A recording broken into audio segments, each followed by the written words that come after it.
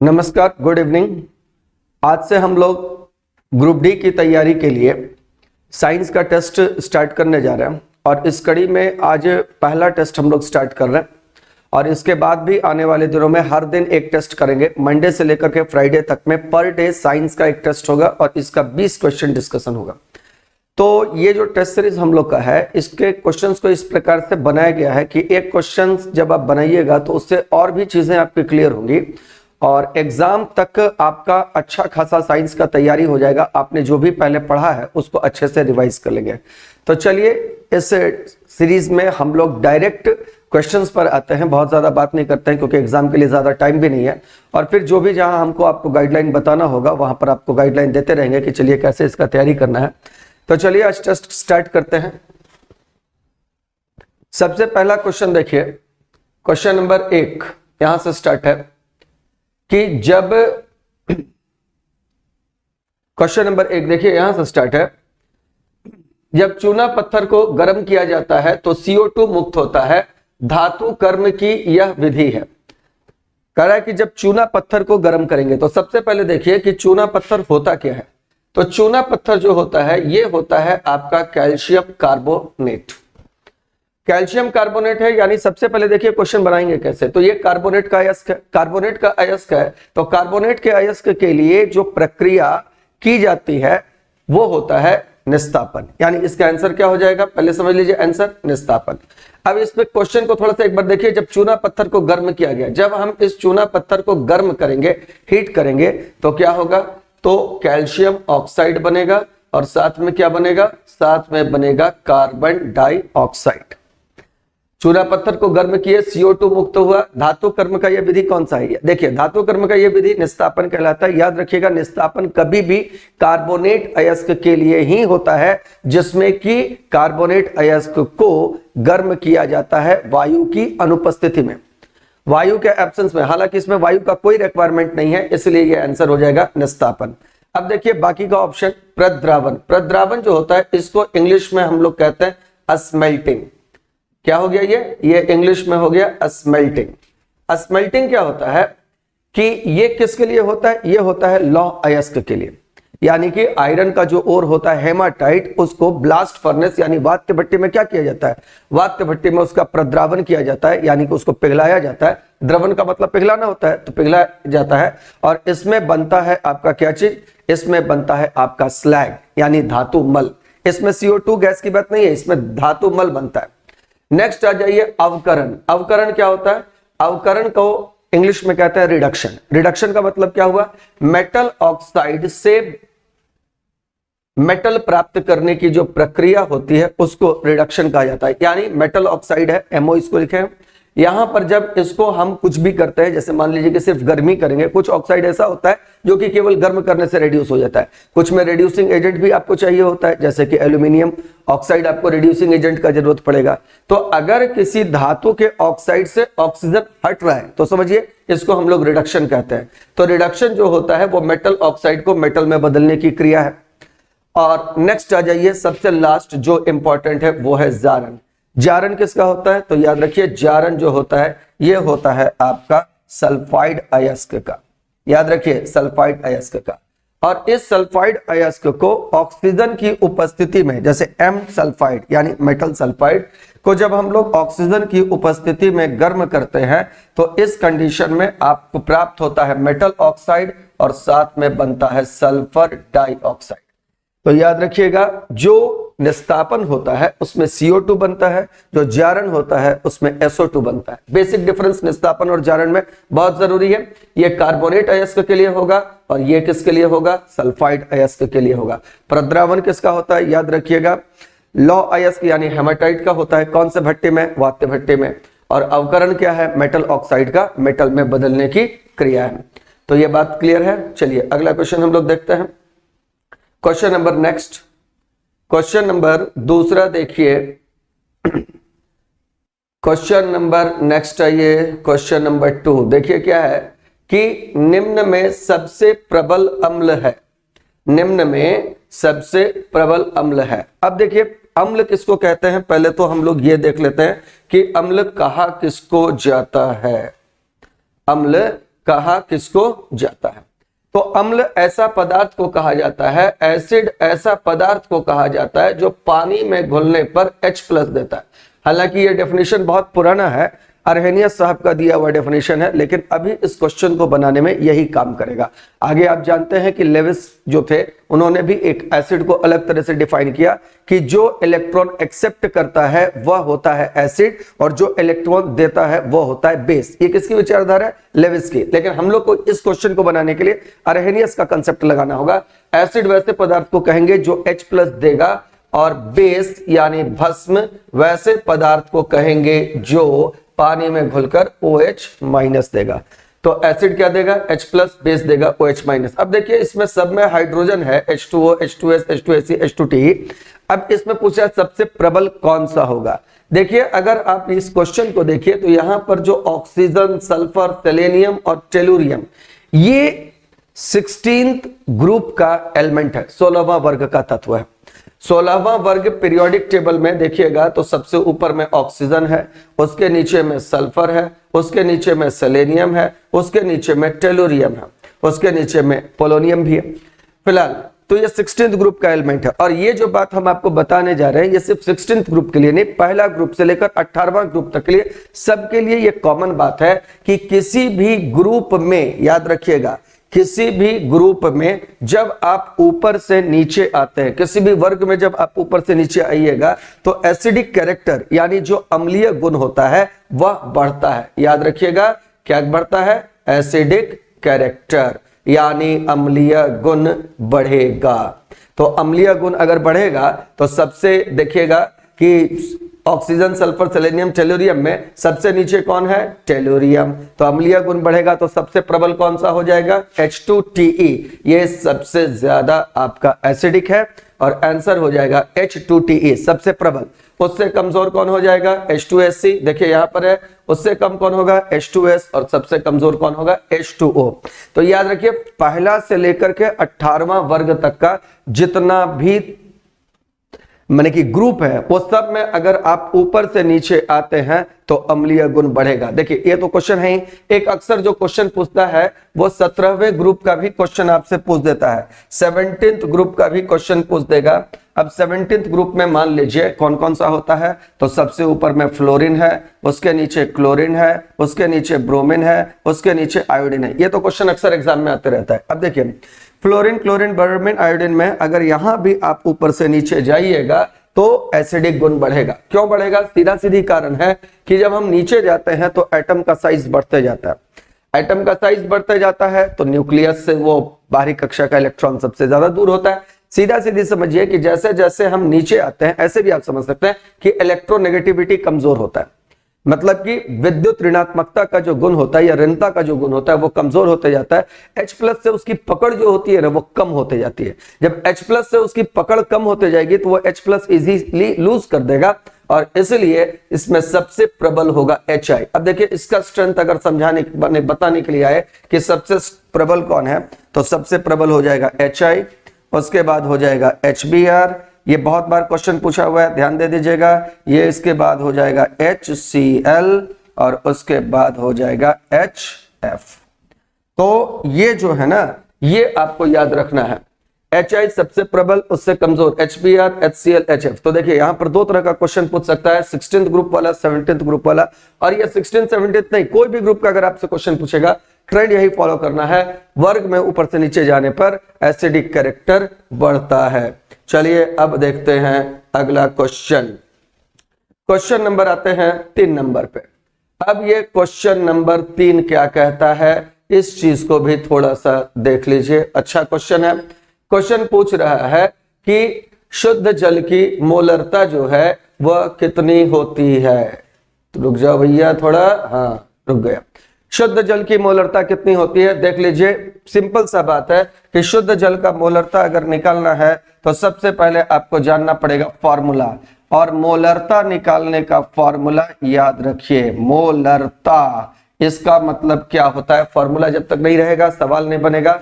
इसका फॉर्मूला होता है विलेय के मोल की संख्या, ध्यान दीजिएगा, विलेय के मोल की संख्या। देखिए 4 चीज होता है, मोलरता पूछेगा, मोललता पूछेगा, नॉर्मलता पूछेगा, मोल प्रभाज्य पूछेगा। तो ये फॉर्मूला सबका आपको याद रहना चाहिए, नहीं याद है तो देख लीजिएगा, ये सारा फॉर्मूला कहीं जहां भी आप पढ़े हैं या जहां भी आप नोट्स बनाए होंगे वहां पर ये चीज होगा। फिलहाल अभी क्वेश्चन मोलरता का है, इसके बारे में हम आपको बता देते हैं। मोलरता होता है विलेय के मोल की मात्रा, विलेय के मोल की मात्रा, और बट्टा में होगा विलयन का आयतन लीटर में। देख लीजिए, विलयन का आयतन वॉल्यूम लीटर में, विलयन का आयतन लीटर में, LITRE, विलयन का आयतन लीटर में। चलिए अब यहां पर देखते हैं विलेय के मोल की मात्रा। अब मोल की मात्रा कैसे निकलेगा, तो पहले शुद्ध जल की मोलरता आपको पूछा, तो आप मान लीजिए कि आपके पास जो पानी है, वाटर है, ये कितना है, 1 लीटर, 1 लीटर पानी है। और 1 लीटर पानी का वजन कितना होता है, तो देखिए पानी का घनत्व होता है 1000 kg प्रति मीटर क्यूब, और 1 मीटर क्यूब बराबर होता है 1000 लीटर, यानी 1000 लीटर पानी का वजन 1000 kg होता है। याद रखना ये बात को, पानी का घनत्व 1000 kg प्रति मीटर क्यूब, ध्यान दीजिएगा 1000 kg प्रति मीटर क्यूब। और 1 मीटर क्यूब अगर कोई बोलता है 1 मीटर क्यूब, तो इसका मतलब होता है 1000 लीटर। तो 1000 लीटर का मतलब 1000 लीटर का वजन 1000 kg, तो 1 लीटर का वजन हो गया 1 kg। देखिएगा 1 लीटर का वजन हो गया आपका 1 kg। चलिए यहां पर तो बात समझ में आ गया कि वाटर 1 लीटर है, इसका वजन जो हो जाएगा, इसका वजन जो हो जाएगा, ये हो जाएगा आपका कितना, 1 kg। चलिए, और 1 kg को आप अच्छा से कह सकते हो कितना ग्राम होता है जी, 1000 ग्राम होता है। अब इसमें नंबर ऑफ मोल्स कैसे निकलेगा, देखिए नंबर ऑफ मोल्स, ये तो बहुत सबको याद रहना चाहिए कि एग्जाम में मोल्स जो होता है ना, मोल कंसेप्ट केमिस्ट्री में वो स्पेशल चैप्टर है, और ये मोल कंसेप्ट अगर आपको क्लियर नहीं हो तो पूरा फिजिकल गड़बड़ा जाएगा। तो मोल कंसेप्ट देखिए बहुत सिंपल है, क्या निकलना नंबर ऑफ मोल्स, तो ध्यान से मोल कंसेप्ट को पढ़ लीजिए, कहने का सेंस ये है। चलिए क्वेश्चन पर बात करते हैं। नंबर ऑफ मोल्स का मतलब होता है मात्रा ग्राम में, किसकी मात्रा, विलेय की मात्रा ग्राम में बटा विलेय का अनुभार। यहां पर तो विलेय कुछ है नहीं, पानी की ही बात करना है। तो चलिए पानी का मात्रा ग्राम में कितना दिया हुआ है, 1000, और पानी का अनुभार तो आपको मालूम ही है निकालना। पानी का अनुभार सबसे सिंपल है, H2O, हाइड्रोजन का 2 परमाणु है, देखिए H2O, तो क्या हाइड्रोजन का कितना परमाणु, 2, हाइड्रोजन का परमाणु भार कितना, 1, ऑक्सीजन का कितना परमाणु, 1, ऑक्सीजन का परमाणु भार कितना, 16, जोड़ दिए कितना हुआ, 18, तो ये हो गया 18।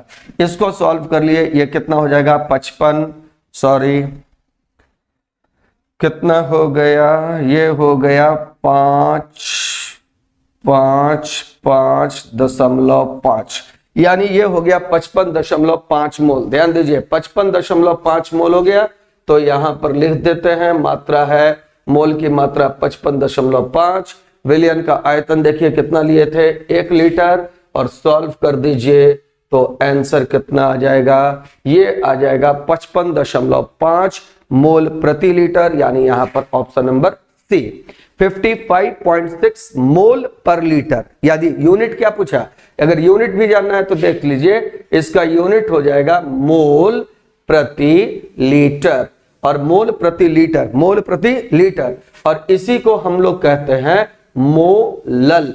याद रखना इसको क्या कहते हैं, मोलल। एक होता है देख लो मोलालिटी, लिट्टी, MOLALYTI, मोलालिटी। मोलालिटी सेम है फॉर्मूला, विलेय के मोल की मात्रा, मान लो हम इसको यहां पर x लिख दिए, अब कितना बार एक ही चीज लिखे, तो विलेय के मोल की मात्रा यहां पर x हो गया, और बट्टा यहां पर क्या करना है ना, यहां लिखना है विलायक का आयतन। देखो यहां विलयन है, यहां बोल रहे हैं विलायक, विलायक का मतलब जिसमें घोला जाता है, सॉल्वेंट, विलायक, विलायक का विलायक, विलायक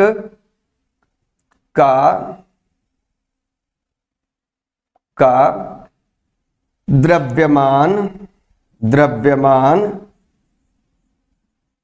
केजी में। विलायक का द्रव्यमान केजी में। तो ये फॉर्मूला याद रखिए मोलालिटी का। और अगर इसका आपसे यूनिट पूछे, देखो यूनिट पूछ सकता है, बहुत अच्छा क्वेश्चन है ये। इसका यूनिट अगर पूछेगा तो इसका यूनिट हो जाएगा मोल और हो जाएगा पर केजी। और मोल ही पर केजी को हम लोग क्या कहेंगे, इसको हम लोग कहेंगे मोलल। तो ये हो गया आपका आंसर, हो गया 55.6। चलिए अब देखते हैं अगला क्वेश्चन। क्वेश्चन नंबर आ जाइए आप, क्वेश्चन नंबर आ जाइए 4 नंबर। देखिए 4 नंबर क्या कहता है भाई, क्वेश्चन नंबर 4, क्वेश्चन नंबर 4। हाँ चलिए, संशोधित स्पिरिट होता है। संशोधित स्पिरिट का मतलब होता है रेक्टिफाइड स्पिरिट। देखिए रेक्टिफाइड स्पिरिट, ये हुआ रेक्टिफाइड स्पिरिट। इसका नाम क्या क्या होता है पहले तो यही समझ लीजिए। एक इसको इंग्लिश में हम लोग कहेंगे रेक्टिफाइड स्पिरिट, नंबर 1 नाम। इसका दूसरा नाम दे देगा, ये तो इंग्लिश हुआ, इसका दूसरा नाम दे देगा कमर्शियल यानी व्यापारिक स्पिरिट। ये भी याद रखिए, ये हो गया कमर्शियल यानी व्यापारिक स्पिरिट। तो व्यापारिक स्पिरिट 2 हो गया। इसका तीसरा एक और नाम है न्यूट्रल स्पिरिट, तो ये हो गया न्यूट्रल स्पिरिट। ये 3 नाम याद रखिएगा, कोई भी नाम से एग्जाम में क्वेश्चन पूछ सकता है, कोई भी नाम से पूछेगा। रेक्टिफाइड स्पिरिट भी दे सकता है, यहां पर दिया है संशोधित स्पिरिट। और ये बिजनेस के लिए यानी कमर्शियल इसी को यूज किया जाता है कमर्शियली, इसलिए ये हो गया। और कमर्शियल स्पिरिट ये तो इंग्लिश में नाम था, न्यूट्रल स्पिरिट तो हो ही गया। और इसमें क्या होता है जी, इसमें होता है 95% एथाइल अल्कोहल और साथ में कहीं 95.5 भी देगा, वो भी ध्यान देना, थोड़ा सा परसेंटेज कहीं कहीं अंतर है, कहीं 95.5 है, कहीं 95.6 भी है। और प्लस इसमें होगा, याद रखिएगा 5% क्या होगा, H2O। क्या होगा, 5% H2O। ये हो गया। इसका जो यूज किया जाता है वो हॉस्पिटल वगैरह में किया जाता है। इसका देखे होंगे सुइया वुइया लगाते समय स्पिरिट लगाता है, तो ये अच्छा एक एंटीसेप्टिक भी होता है। चलिए ठीक है, नेक्स्ट आ जाइए। दूसरा नंबर है 100% इथाइल अल्कोहल। इसका नाम याद रखिए, ये तो बहुत इंपॉर्टेंट क्वेश्चन है। 100% है तो शुद्ध है, और शुद्ध है तो इसको हम लोग कहते हैं एब्सोल्यूट अल्कोहल। याद रखिएगा, इसको कहा जाता है एब्सोल्यूट अल्कोहल, या हिंदी में इसको परम अल्कोहल भी कहा जाता है। तो ये हो गया एब्सोल्यूट अल्कोहल 100% वाला। तीसरा नंबर आ जाइए टिंचर आयोडीन। ये देखिए, ये भी बहुत इंपॉर्टेंट है। टिंचर आयोडीन, इसमें क्या होता है, इसमें होता है 89%। बहुत इंपॉर्टेंट क्वेश्चन है, ध्यान दीजिएगा।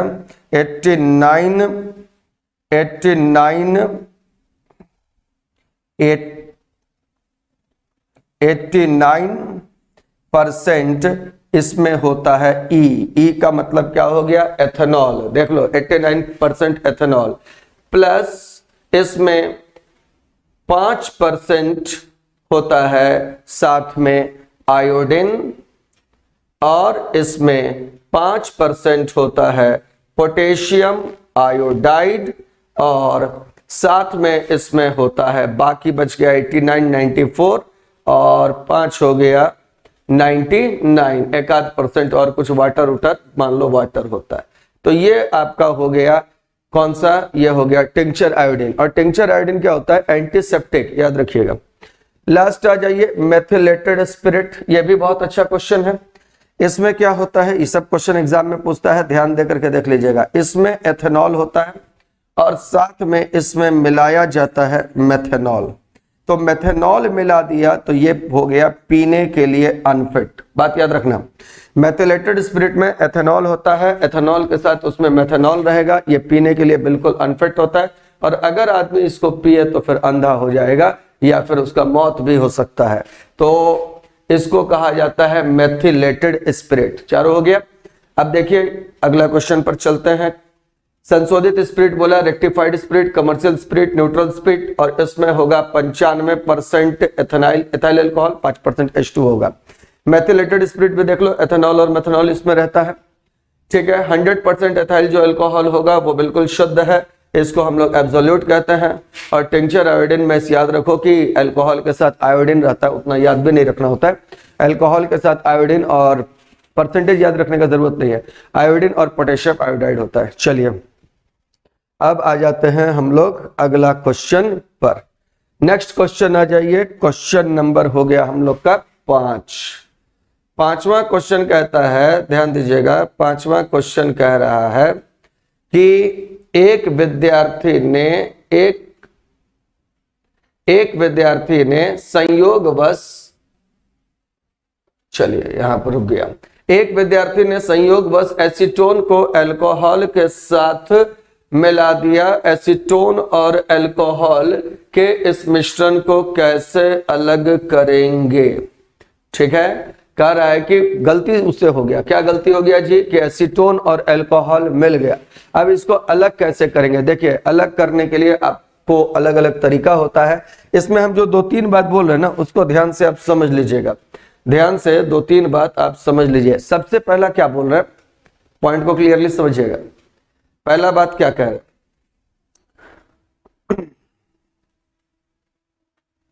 पहला बात क्या कह रहे हैं कि जब दो द्रव आपस में नहीं घुले, क्या बोले? जब दो द्रव आपस में बिल्कुल नहीं घुले, माने कि नहीं घुलता, जैसे पानी और तेल, तो उनको अलग करने के लिए जिस विधि का प्रयोग करेंगे वह होगा पृथक्कारी कीप। पृथक्कारी कीप यानी सेपरेटिंग फनल। कब यूज करेंगे? जब दो द्रव आपस में बिल्कुल नहीं मिलता हो। दो द्रव आपस में बिल्कुल नहीं मिले तो पृथक्कारी कीप का प्रयोग किया जाएगा। ठीक है, नंबर 1 हो गया। तो याद रखना, पानी और तेल शॉर्ट में सिर्फ समझाने के लिए लिख दे रहे हैं, और आप इसको याद रख लीजिएगा कैसे कि पानी और तेल मिलता नहीं है, और मिलता नहीं है तो फिर इसको पृथक्कारी कीप यानी सेपरेटिंग फनल द्वारा अलग कर लेंगे। पहला एक बात तो यह। दूसरा है कि छान कर किसको अलग करेंगे? तो ये देख लो, इसमें भी एग्जाम्पल से याद रखो, बालू और पानी, ऐसे याद रखो। देखो याद रखना आसान होगा, परिभाषा याद रखने से अच्छा एग्जाम्पल याद रखना होता है। तो बालू और पानी मतलब कि अगर कोई ठोस किसी द्रव में घुलता नहीं हो, अगर कोई ठोस किसी द्रव में घुलता नहीं हो तो आप उसको अलग कर सकते हैं छानकर, और अगर दो द्रव आपस में नहीं घुलता हो तो उसको अलग करेंगे पृथक्कारी कीप द्वारा। अब आ जाइए कि पानी और तेल नहीं घुला तो ये, अगर घुला तो क्या? यहां पर देखिए, अगर घुला तो क्या? तो घुला अगर, तो फिर दो चीज देखना है। एक कि अगर इनके क्वथनांक में यानी बॉइलिंग पॉइंट में, ध्यान से सुनिएगा, इसे बहुत इंपॉर्टेंट क्वेश्चन है, अगर बॉइलिंग पॉइंट में डिफरेंस बहुत ज्यादा है, अगर बॉइलिंग पॉइंट में यानी क्वथनांक में इनका अंतर बहुत ज्यादा है, डिफरेंस बहुत अधिक है, तो फिर उनको अलग करने के लिए हम लोग जो विधि अपनाएंगे उसको कहते हैं डिस्टिलेशन यानी आसवन। क्या कहेंगे? आसवन। और अगर बॉइलिंग पॉइंट में, वही अब दूसरा बात कि अगर बॉइलिंग पॉइंट में डिफरेंस स्मॉल है, मतलब कम डिफरेंस है, ध्यान दीजिएगा, अगर बॉइलिंग पॉइंट में डिफरेंस कम है तो ऐसी स्थिति में इसके लिए यूज करेंगे फ्रैक्शनल डिस्टिलेशन यानी प्रभाजी आसवन।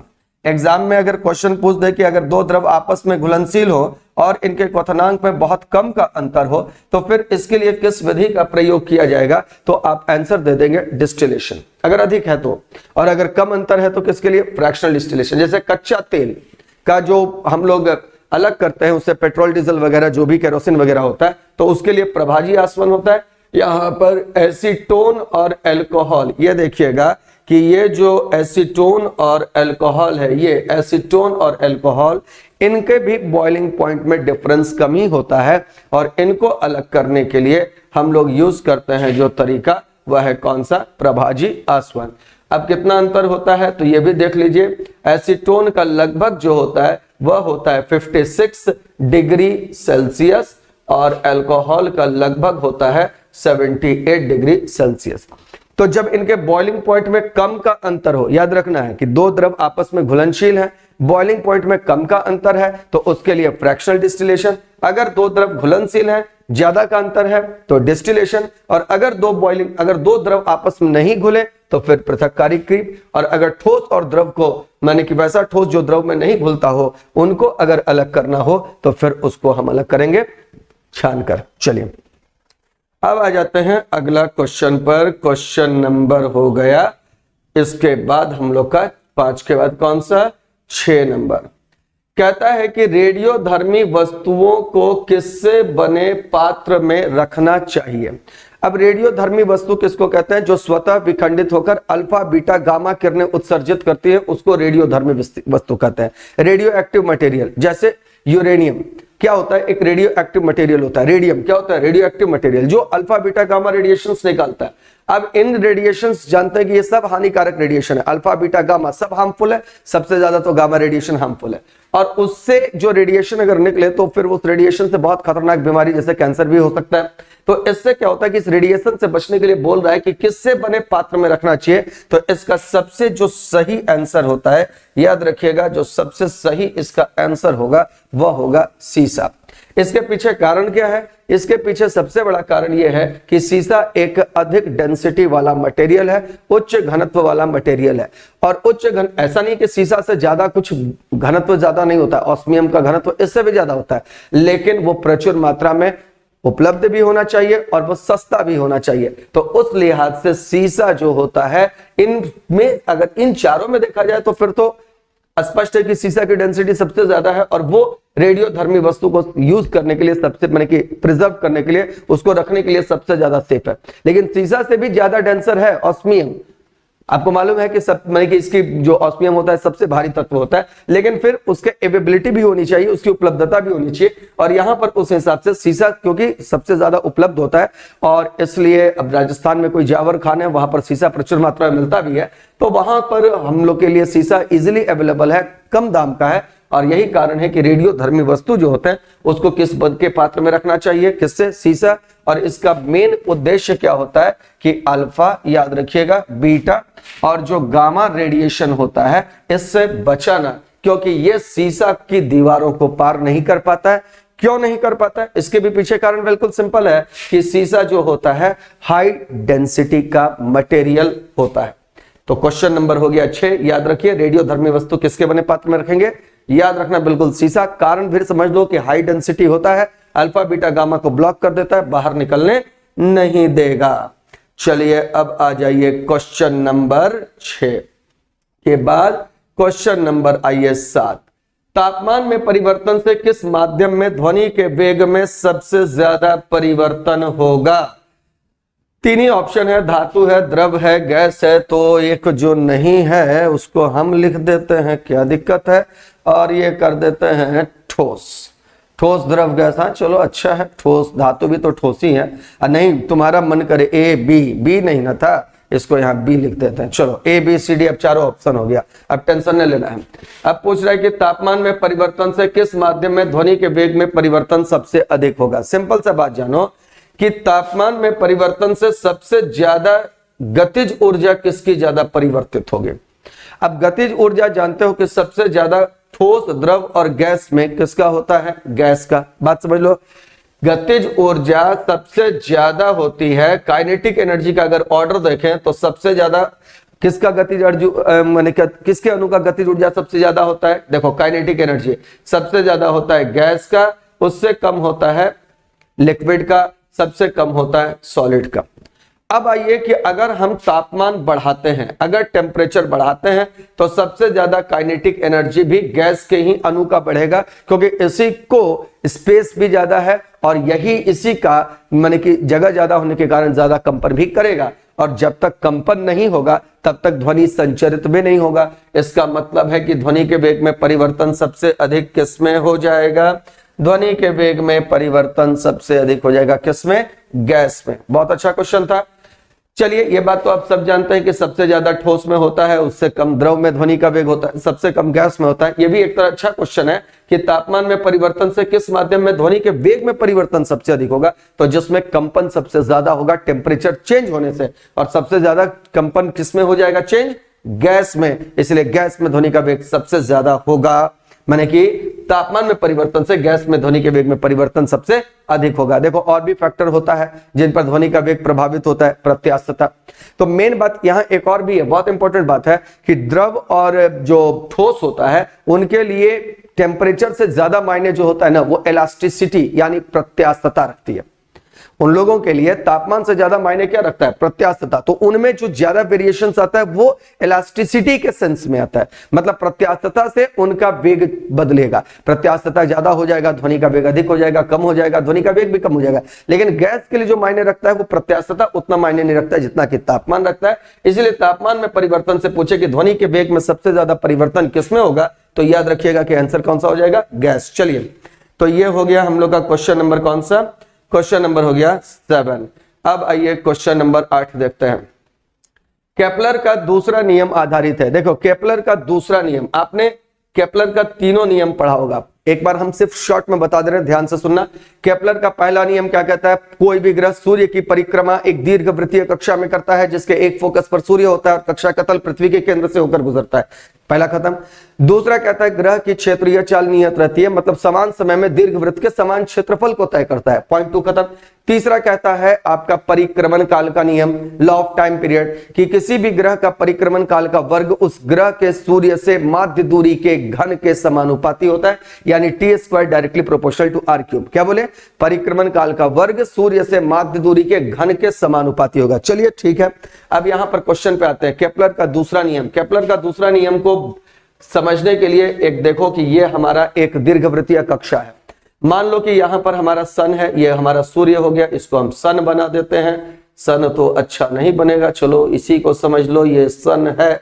और ग्रह जो है वो ऐसे चक्कर लगा रहा है, ऐसे चक्कर लगा रहा है, इस तरह से दीर्घवृत्तीय कक्षा में। अब देखो, कहता है क्षेत्रीय चाल नियत रहती है, मतलब कि मान लो कि 1 घंटा में यहां पर ग्रह इतना दूरी तय किया और 1 घंटा में ग्रह मान लो कि इतना दूरी तय किया। ठीक है, अब कहता है केपलर का दूसरा नियम कि समान समय में समान क्षेत्रफल तय करेगा। इसका मतलब है कि ये क्षेत्रफल और ये क्षेत्रफल बराबर होगा। अगर इसका एरिया मान लो A है, इसका एरिया मान लो B है, तो ये A एरिया और B एरिया बराबर होगा। ध्यान से देख लेना, A एरिया और B एरिया क्या होगा? बराबर होगा। अब ऐसा तो इसको दूसरे तरीके से भी कह लो कि मान लो इसको हम A कहते हैं, इसको B कहते हैं, इसको C कहते हैं, इसको D कहते हैं, मान लो ऐसा नाम दे दिए। तो अब 2 बार एक ही नाम हो गया, चलो कोई बात नहीं। इसको P कहते हैं, इसको Q कहते हैं, इसको R कहते हैं, इसको S कहते हैं। ठीक है, अब क्या हुआ ना कि ये जो PQ का डिस्टेंस है ये P है। ठीक है, तो ये जो PQ का डिस्टेंस है वो है ज्यादा और ये RS का डिस्टेंस है कम। मतलब ये डिस्टेंस ज्यादा है और ये डिस्टेंस कम है, और ये डिस्टेंस भी 1 घंटा में, ये डिस्टेंस भी 1 घंटा में। इसका मतलब क्या? रेखीय चाल यहां ज्यादा, यहां रेखीय चाल कम। अब रेखीय चाल यहां पर ज्यादा और यहां पर रेखीय चाल कम, तो इसको समझाएगा कौन? इसको समझाएगा कोणीय संवेग के संरक्षण का सिद्धांत। कैसे? कोणीय संवेग के संरक्षण का सिद्धांत याद होगा, L बराबर होता है mvr, ये कोणीय संवेग है। और याद होगा कोणीय संवेग के संरक्षण का सिद्धांत कहता है कि अगर बाहर से टॉर्क नहीं लगे तो कुल कोणीय संवेग कांस्टेंट। ध्यान दीजिएगा, बाहर से बल नहीं लगे तो कुल कोणीय संवेग कांस्टेंट। यहां पर तो मास तो ग्रह का कांस्टेंट है ही। ठीक है, यहां पर देखिए रेडियस कम हो गया तो रेडियस कम हो गया, तो यहां पर रेखीय चाल बढ़ गया, और यहां पर देखिए रेडियस ज्यादा हो गया तो फिर चाल घट गया। इसलिए केपलर का दूसरा नियम किस पर आधारित है? आंसर हो जाएगा कोणीय संवेग के संरक्षण के सिद्धांत। बहुत अच्छा क्वेश्चन था, याद रखिएगा। क्षेत्रीय चाल नियत रहती है, ये बात तो जानते हो। ये भी जान लो कि जब पास होगा तो रेखीय चाल ज्यादा होगा और दूर होगा तो रेखीय चाल कम होगा। Very good. चलिए नेक्स्ट आ जाते हैं अगला क्वेश्चन पर, और ये क्वेश्चन नंबर हो जाएगा हम लोग का 9। चलिए, ये भी एक अच्छा न्यूमेरिकल है, ध्यान से देख लेते हैं इसको भी। 5 मीटर गुने 5 मीटर गुने 4 मीटर वाले हॉल में वायु का द्रव्यमान कितना होगा? चलिए, अच्छा क्वेश्चन है, आपके काम का भी है। 5 गुने 5 गुने 5, तो सबसे पहले बताइए वॉल्यूम निकालते हैं। वॉल्यूम आपको मालूम होता है हॉल का length into breadth into height. अब ये सब चीज तो मैथ में आपको मालूम है। चलो 5 5 4 को गुना कर दो, 5 गुने 5 गुने 4, 5 गुने 5 गुने 4, और इसको करोगे तो 5 5 25 चक्के 100, ये तो सेंचुरी मार दिया जी। तो ये हो गया 100 मीटर क्यूब। वेरी गुड, ये हो गया 100 मीटर क्यूब, ये निकल गया वॉल्यूम। हम लोग के लिए काम हो गया आसान। अभी हम थोड़ा देर पहले आपको बताए थे कि 1 मीटर क्यूब का मतलब 1000 लीटर होता है। देखो काम का चीज आ गया ना, तो 1 मीटर क्यूब बराबर होता है, 1 मीटर क्यूब बराबर होता है 1000 लीटर। ध्यान देना, तो 100 मीटर क्यूब बराबर कितना हो गया, ये तो 100 मतलब कि 2 गो इधर है तो 2 गो और बढ़ा तो 1 2 3 गो पहले था, 2 गो और बढ़ा दिए तो हो गया इतना लीटर। अब देखो कैसे निकालोगे, अब तो भाई हवा का द्रव्यमान निकालना है। तो अब कहिए कि वायु का अनुभार कितना होता है, तो आप बोलिएगा सर मजाक काहे करते हैं, वायु का अनुभार कोई थोड़ी ना होता है। चलिए हम जानते हैं कि वायु मिश्रण है तो अनुभार नहीं होगा, लेकिन हम अपने व्यवहारिक कार्य के लिए वायु का अनुभार माने हुए हैं केमिस्ट्री में 29। ये बात याद रखिएगा, फिर गड़बड़ाना नहीं है कि सर मिश्रण है तो अनुभार होगा, नहीं जी। अपना व्यवहारिक कार्य के लिए हम लोग माने हुए हैं कि वायु का अनुभार कितना होता है 29। और थोड़ा सा याद रखिए कि 22.4 लीटर जो चीज होती है 22.4 लीटर, इसका 22.4 लीटर जो होता है ना आयतन, इसका वजन होता है 1 मोल के वजन के बराबर। तो 1 मोल का वजन का मतलब यहां पर कितना हो गया, यहां पर हो गया 29 ग्राम। यहां पर आंसर थोड़ा सा दिक्कत है, इसका आंसर आएगा अभी हम बताएंगे 130 केजी आएगा। सबको केजी में कन्वर्ट कर देना, कोई दिक्कत नहीं है इसमें, सब केजी में कर देना। चलो ठीक है। अब देखिए 22.4 लीटर का वजन 29, तो इतने का वजन कितना, इतना तो आप मैथ्स में कर ही लीजिएगा। 1 2 3 4 5 लीटर का वजन कैसे निकालेंगे, 29 बटा 22.4 और गुना ये हो गया 1 2 3 4 5, गुना आप कर लीजिए, इतना ग्राम में आएगा। और ये आएगा ग्राम में, तो केजी के लिए कितना से भागा दे देना, 1000 से। और जब इसको आप सॉल्व कीजिएगा तो देख लीजिएगा मोटा मोटी, इसको जब सॉल्व कीजिएगा तो ये आएगा 1.3, ध्यान दे देना। इसको जब आप सॉल्व कीजिएगा, 1 मिनट, इसको जब आप सॉल्व कीजिएगा तो ये आ जाएगा 1.3, यहां से 1 2 3, ये 1 2 3, तो ये आएगा देखो सॉल्व करने पर 1.3 गुना आ जाएगा 100, तो ये हो जाएगा 130 केजी, ये हो जाएगा 130 केजी, यानी ऑप्शन नंबर हो जाएगा बी। देख लो कैसे बना लिए, वॉल्यूम निकाल लिए पहले कमरा का, और आगे 100 1 मीटर क्यूब कितना हुआ 1000 लीटर, 100 मीटर क्यूब में कितना हो जाएगा इतना लीटर, 22.4 लीटर का कितना होता है मोल कंसेप्ट से 29, तो इतना का कितना हो जाएगा, इतना ग्राम में होगा, केजी में बदलने के लिए 1000 से भागा दे दिया, यहाँ केजी में बदल दिए थे, यहाँ के लिख देंगे। चलिए क्वेश्चन भी बहुत अच्छा था, नया तरह का क्वेश्चन था। अब आ जाइए अगला क्वेश्चन पे, आप क्वेश्चन हो जाएगा क्वेश्चन नंबर कौन सा 10। कहता है 10 नंबर में कि निर्वात में लाल और नीला रंग का अपवर्तनांक का अनुपात क्या होता है। चलिए सब फटाफट बता दीजिए, सोच लीजिए, देख लीजिए। चलिए हो गया, बता रहे हैं, जवाब देखिएगा। कहता है कि अपवर्तनांक जो होता है ना, यानी कि रिफ्रैक्टिव इंडेक्स, वो आपके तरंग दैर्ध्य के व्युत्क्रमानुपाती होता है। ये बात तो भैया दम याद रख लो, ये सब तो बेसिक बात है। अपवर्तनांक जो है तरंग दैर्ध्य के व्युत्क्रमानुपाती होता है। अब यहाँ पर 7 रंग अगर बात करते हैं, VIB GYOR विबग्योर, है ना, violet indigo blue green yellow orange red, इधर से जाते हैं तो वेवलेंथ जो होता है तरंग दैर्ध्य बढ़ता है। इसका मतलब सबसे ज्यादा तरंग दैर्ध्य किसका हुआ, रेड का।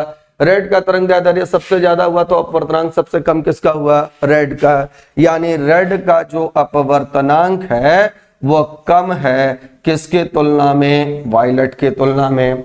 रेड का अपवर्तनांक कम है किसकी तुलना में, वायलेट के तुलना में। रेशियो किसका किसका पूछा, लाल का, तो लाल लिखेंगे ऊपर, लाल लिखेंगे ऊपर, और नीचे किसका लिखेंगे, नीला। नीला नहीं था, यहां तो हम बैगनी ले लिए ना, नीला लेना होगा। चलो ठीक है, यहाँ बी कर देते हैं, बात तो यही है बी। और आ जाइए, ये हो गया बी। अब देखो, एक हो गया रेड, एक हो गया ब्लू, और रेड कम है तो रेशियो हो जाएगा क्या चीज इसका, लेस देन 1, यानी ये जो वैल्यू होगा वो होगा 1 से कम, यानी आंसर होगा 1 से कम। देख लो, निर्वात में लाल और नीला रंग का अपवर्तनांक का अनुपात क्या होगा। सिंपल सा बात है कि अपवर्तनांक तरंग दैर्ध्य के व्युत्क्रमानुपाती है, जिसका तरंग दैर्ध्य ज्यादा उसका अपवर्तनांक कम, लाल का होता है ज्यादा, इसलिए लाल का अपवर्तनांक कम है, नीला का ज्यादा हो जाएगा, और अनुपात 1 से कम हो जाएगा। चलिए अब आते हैं अगला क्वेश्चन पर, और ये क्वेश्चन नंबर है आपका 11। संधारित्र में कौन सी ऊर्जा संचित रहती है, संधारित्र में कौन सी ऊर्जा संचित रहती है। देखिए संधारित्र क्या होता है, कैपेसिटर। इसमें समान धातु का बना हुआ 2 प्लेट होता है एक दूसरे से कुछ दूरी पर। और एक प्लेट पर पॉजिटिव चार्ज होता है, दूसरा प्लेट पर नेगेटिव चार्ज होता है।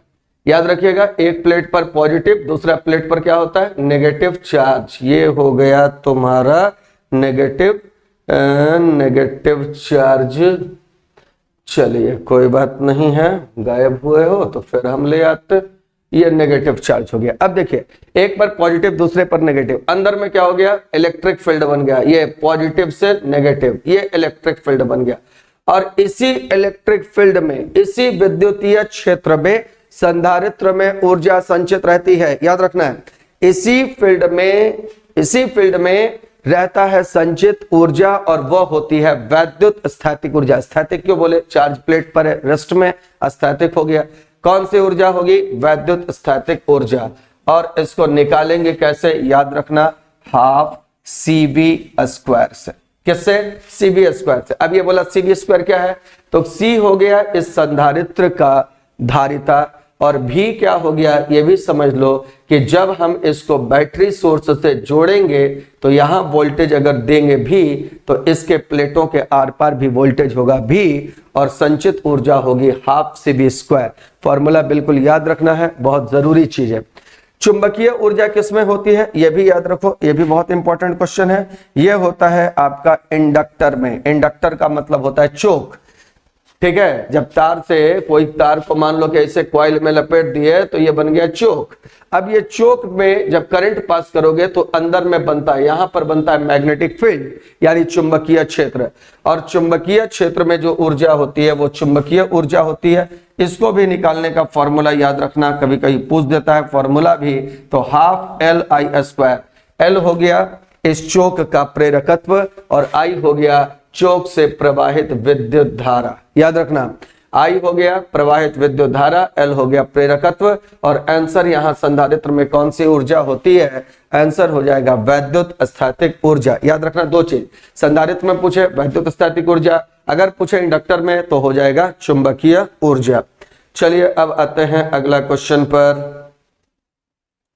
अब आते हैं अगला क्वेश्चन पर, और ये क्वेश्चन है क्वेश्चन नंबर कौन सा, 12। लोहा के छड़ को चुंबकित करने पर, अरे भैया ये भी तो नया क्वेश्चन है।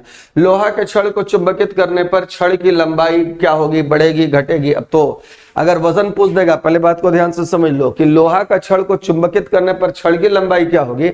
अगर वजन पूछेगा तो बोलोगे कि अपरिवर्तित रहेगा, पहला बात ये याद रखना। अगर पूछ रहा है कि छड़ की लंबाई क्या होगी, तो देख लो यहाँ पर कहानी क्या होने जा रहा है, थोड़ा सा ध्यान से समझ लीजिएगा। अच्छा क्वेश्चन है, और इस क्वेश्चन को देखो, लोहा जो होता है ना, एक अच्छा चुंबकीय पदार्थ इसीलिए होता है क्योंकि इसमें चुंबकीय परमाणुओं का समूह होता है जिसको डोमेन कहते हैं। बात समझ लिए, चुंबकीय परमाणुओं का समूह होगा जिसको डोमेन कहेंगे। तो अब डोमेन जो होता है, जब इस पर कोई चुंबकत्व, चुंबकीय क्षेत्र में ये नहीं है, मतलब इसके अगल बगल कोई मैग्नेट नहीं है, मैग्नेटिक फील्ड में नहीं है, तो इसका डोमेन जो होता है ना वो इधर उधर रहता है, मतलब रैंडमली इधर उधर, कोई पर्टिकुलर डायरेक्शन नहीं है, अपना इधर उधर रहेगा।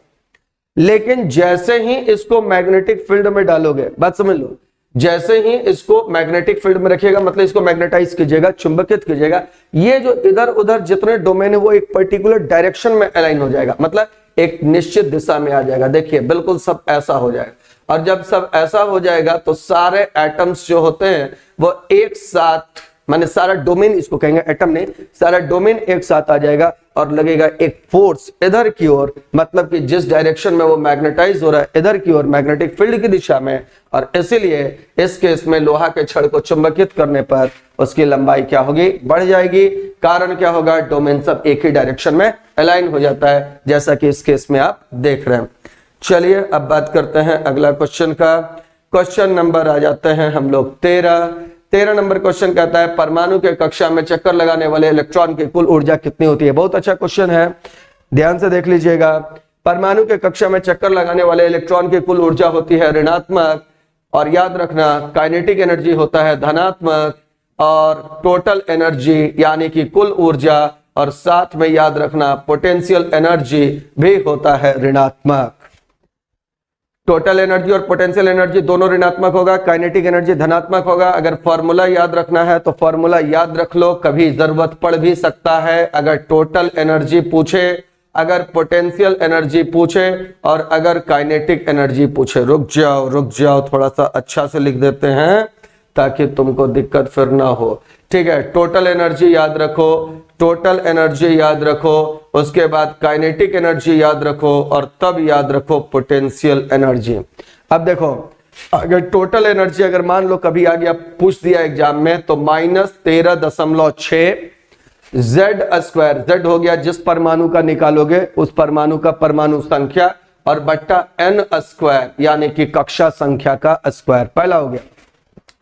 काइनेटिक एनर्जी पूछेगा इतना ही बोल देना, लेकिन माइनस में मत बोलना, काइनेटिक एनर्जी माइनस में नहीं होगा, ये होगा 13.6 Z² और बट्टा में हो जाएगा n²। ठीक है, और लास्ट आ जाइए पोटेंशियल एनर्जी। जितना टोटल एनर्जी है पहले उतना लिख देना, 13.6 Z² और बट्टा n², और लास्ट में इसको मल्टीप्लाई कर देना, लास्ट में इसको मल्टीप्लाई कर देना, थोड़ा सा इसमें लास्ट में मल्टीप्लाई कर दोगे कितना से, 2 से, तो कितना हो गया, माइनस तो रहना ही था, 13.6 इंटू 2 यानी जो ये है इसका जस्ट 2 गुना। ये बहुत इंपॉर्टेंट क्वेश्चन है, याद रखना। परमाणु के कक्षा में चक्कर लगाने वाले इलेक्ट्रॉन की कुल ऊर्जा पूछेगा कितना होता है, बोलोगे कुल ऊर्जा ऋणात्मक होता है, और ऋणात्मक ऊर्जा यह बतलाता है कि यहाँ पर इलेक्ट्रॉन और नाभिक जो हैं वह एक बंधन बल के द्वारा यानी कि एक फोर्स के द्वारा आपस में बंधे हुए हैं। ये बहुत इंपॉर्टेंट क्वेश्चन है। इलेक्ट्रॉन बाउंड है न्यूक्लियस से एक फोर्स के द्वारा, और वो फोर्स है इलेक्ट्रिक फोर्स। तो ये भी बहुत अच्छा क्वेश्चन था, देख लीजिए। अगला क्वेश्चन आते हैं, क्वेश्चन नंबर हम लोग का है, अगला जो क्वेश्चन है वो है क्वेश्चन नंबर 14। अब देखिए 14 नंबर क्वेश्चन कहता है कि गॉड पार्टिकल क्या है। गॉड पार्टिकल जो है ना वो हिग्स बोसॉन होता है। हिग्स बोसॉन, देखिए एक साइंटिस्ट थे पीटर हिग्स नाम था, उन्होंने बताया कि किसी वस्तु को जब एक हिग्स फील्ड में रखा जाता है, वो बताए कि मास कैसे ओरिजिनेट होता है। अभी तक किसी ने ये नहीं बताया था कि मास कैसे ओरिजिनेट होता है। चार्ज ओरिजिनेट होता है ये तो थेल्स बता दिए थे कि हम चार्ज प्रोड्यूस कर सकते हैं, लेकिन मास कैसे यानी द्रव्यमान कैसे आता है ये किसी को नहीं पता था। ये पहली बार पीटर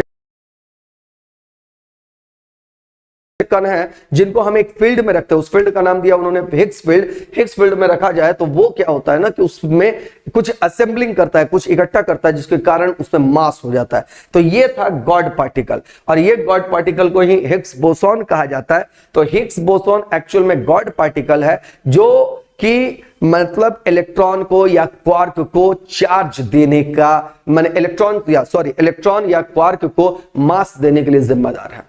तो ये जो फंडामेंटल पार्टिकल्स हैं जैसे इलेक्ट्रॉन है, प्रोटॉन है, न्यूट्रॉन है, इनके पास मास कहां से आया ये कोई नहीं बताता है। ये हिग्स का जो थ्योरी था, गॉड पार्टिकल थ्योरी था, हिग्स बोसॉन जिसको थ्योरी कहा जाता है, वही इसको प्रूफ करता है। इसलिए यहां आंसर हो जाएगा हिग्स बोसॉन। और इसके इस थ्योरी के लिए कि किसी वस्तु में मास कहां से आता है, इस थ्योरी के लिए उनको 1913 में नोबेल प्राइज भी मिला है।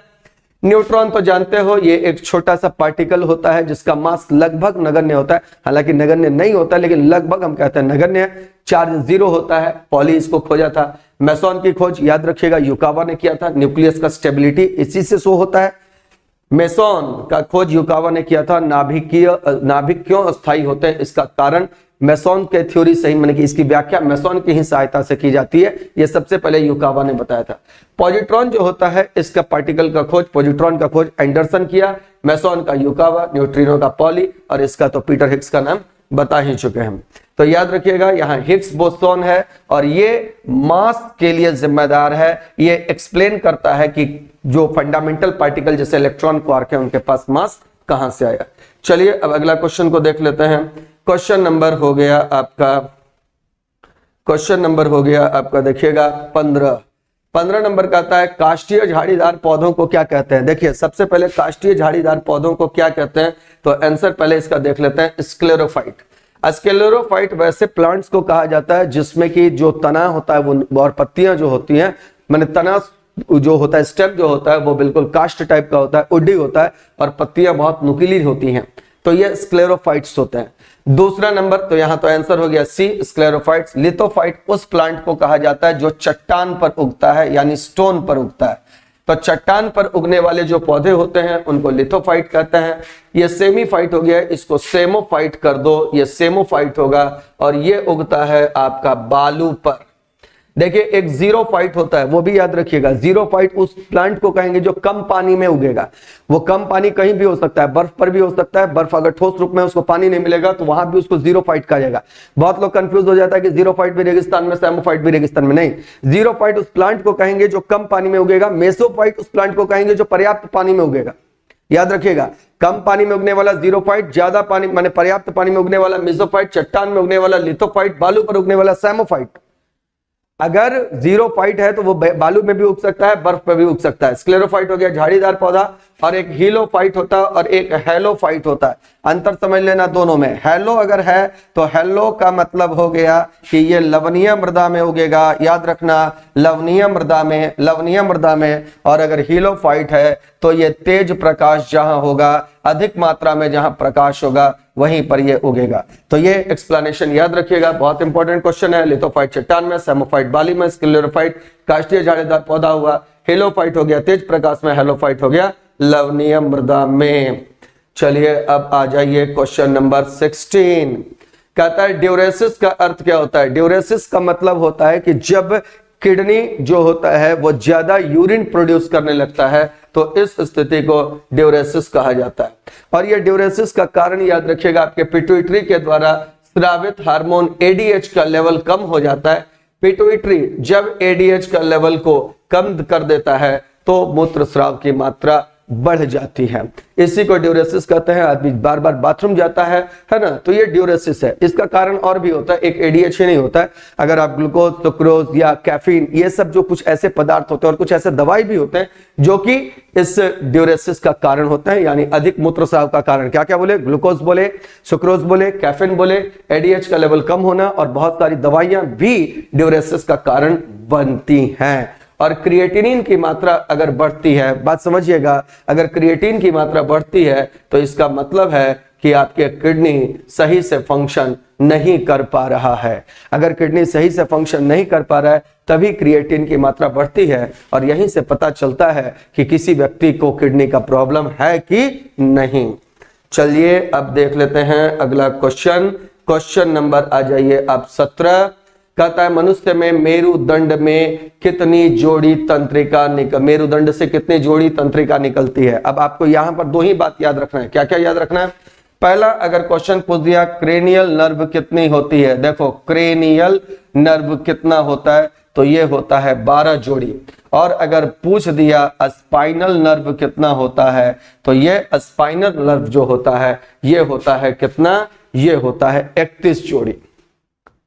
अगर स्पाइनल नर्व पूछा, देखो दो ही प्रकार का नर्व है, ठीक है। सेंट्रल नर्वस सिस्टम का दो पार्ट होता है, एक ब्रेन होता है, एक स्पाइनल कॉर्ड होता है। अगर ब्रेन में क्रेनियल नर्व का पूछ दिया तो 12 हो गया, और स्पाइनल नर्व का पूछ दिया तो कितना हो गया? 31। चलिए अब यहाँ तो बहुत इंपॉर्टेंट क्वेश्चन है, अक्सर एग्जाम में क्वेश्चन आते रहता है, इसको याद रख लीजिएगा।